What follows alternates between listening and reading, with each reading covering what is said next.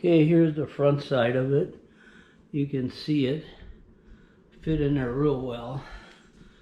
As I went around the front, you can see how it lines up here. My hood happened to have that black vinyl. But it gives you a pretty good idea of how it really looks.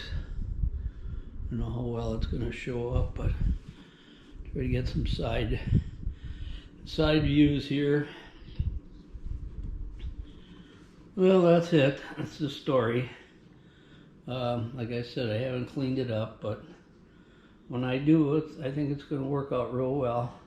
And there's a lot of space to pull air through, or to evacuate the air, I should say. So there it is. Thanks for watching. Hopefully it helps you if you do it.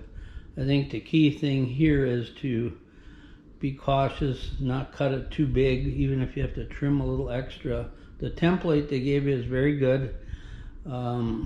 Trouble is, this is not really made for this hood, even though it fits so well. I think, you know, with all the bracing on the back side of it made it hard. And then those 4 brackets that go underneath it to sandwich it between the hood material itself, it makes it more difficult. So I would suggest just take your time, and it'll probably work out real well for you. All right, thanks again. Bye.